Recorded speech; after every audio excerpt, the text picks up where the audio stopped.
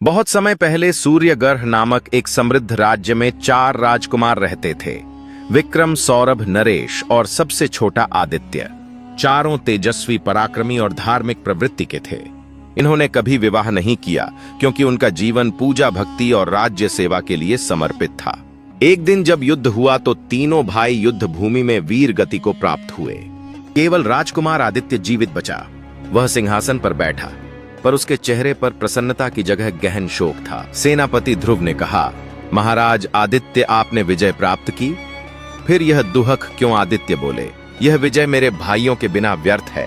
यह राज्य अब मुझे भार प्रतीत होता है। मैं सब त्याग कर संन्यास लेना चाहता हूँ। सेनापति ध्रुव को राज्य की देखरेख सौंपकर आदित्य वन की ओर चला गया। एक दिन राजकुमार आदित्य, जो अब एक सन्यासी था, पहाड़ी से फिसलकर घायल हो गया। उसी राज्य के अनुग्राम नामक गांव में गौरी नामक एक सुंदर युवती रहती थी।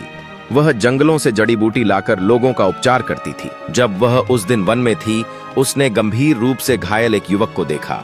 गौरी ने तुरंत उसे अपने घर लाकर उसकी सेवा शुरू की। कई दिनों की सेवा और उपचार के बाद जब आदित्य को होश आया तो उसने गौरी को मधुर गीत गाते और मरहम लगाते देखा। आप कौन हैं? अर्जुन ने धीमे स्वर में पूछा। मैं एक साधारण वनवासी कन्या हूँ। और आप? अर्जुन ने कुछ पल चुप रहकर कहा।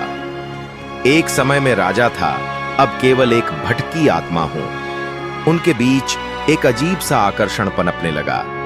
अर्जुन ने उसकी आंखों में देखा और उस पल को अपने जीवन का सबसे अनमोल क्षण माना।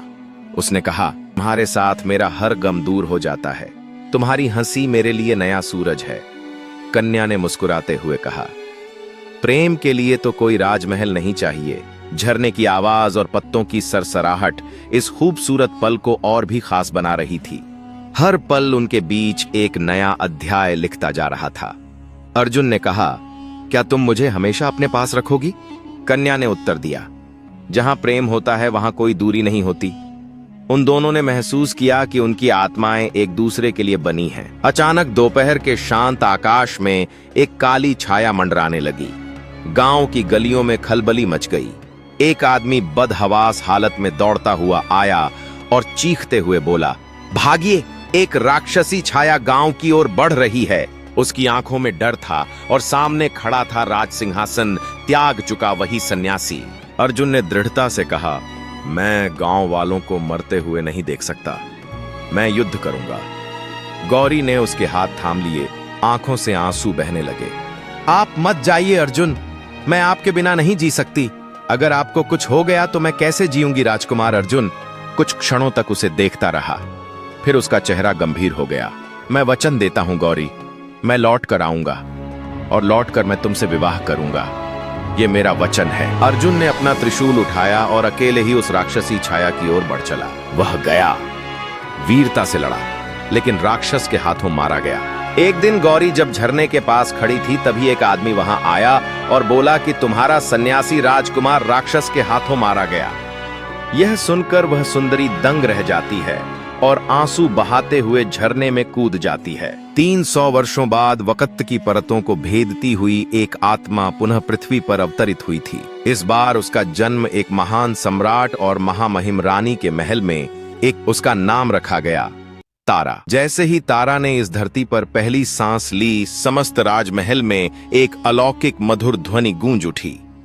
दूर कहीं झरनों की कलकल, मयूरों की पुकार और स्वर्गिक वाद्य जैसे एक साथ बज उठे। राजपुरोहित ने भाव विभोर होकर कहा, यह कोई साधारण जन्म नहीं है, यह किसी अधूरे वचन की पूर्णता का संकेत है। तारा का बचपन राजसी वैभव में बीता, लेकिन उसके मन का आकर्षण महल के भीतर नहीं बल्कि प्रकृति के बीच था। उसे झरनों की आवाज मंत्रमुग्ध कर देती थी। जब भी बारिश होती, वह आंखें मूंद कर बैठ जाती, जैसे कोई उसे छू रहा हो। वह मिट्टी की सौंधी गंध में खो जाती और फूलों से घंटों बातें करती। राजा रानी ने इसे बाल कल्पना समझा, पर वे नहीं जानते थे उसके भीतर एक बीते युग की आत्मा फिर से सांस ले रही थी। हर पूर्णिमा की रात तारा एक ही सपना देखती। एक योद्धा रक्त रंजित पर शांत आंखों वाला उसके सामने आता। कुछ कहना चाहता, पर शब्द टूट जाते। वह सपना हर बार अधूरा रह जाता और तारा चीख कर उठ बैठती। महल की वृद्ध दासी ने एक दिन उसे देखा और फुसफुसाई, यह सपना नहीं, रानी तारा किसी प्राचीन प्रेम और वचन का प्रतीक है। दूर के राज्य से एक युवा वीर वीरधरण सम्राट के दरबार में सेनापति बनकर आया। उसकी आंखों में एक बुझी हुई आग थी, कुछ ढूंढती सी। जब पहली बार तारा ने उसे देखा, समय ठहर गया। उसके मन में जैसे एक विस्फोट हुआ। वही आंखें, वही मौन, वही पीड़ा। तारा सिंहासन पर थी, लेकिन उसकी आत्मा भीतर से कांप उठी। जब वीरधरण ने तारा को देखा, जैसे कोई भूली हुई रागिनी उसके हृदय में गूंज उठी। वह स्वयं समझ नहीं पाया कि क्यों, लेकिन हर बार जब वह तारा के पास आता, उसे झरना और एक स्त्री दिखती। धीरे धीरे आत्मिक संवाद बढ़ा। तारा ने पूछा, क्या आप भी झरनों को स्वप्न में देखते हैं? वीरधरण ठिठक गया, हाँ, और वहां एक स्त्री होती है, वह कुछ कहती है, लेकिन मैं सुन नहीं पाता। फिर दोनों मौन हो गए। वो मौन जिसमें 2 जन्मों की पुकार थी। इस जन्म में भी राज्य पर एक दैत्याकार गिरोह ने आक्रमण कर दिया। सम्राट अस्वस्थ थे और मोर्चे पर भेजा गया वीरधरण को तारा फिर डर गई। उसे वही सपना आया। अर्जुन, पूर्व जन्म का स्वर कह रहा था, मैं लौटूंगा, वचन अधूरा नहीं छोड़ूंगा। तारा ने इस बार वीरधरण को रोक लिया। मुझे वचन दो, अधूरा नहीं, पूर्ण वचन।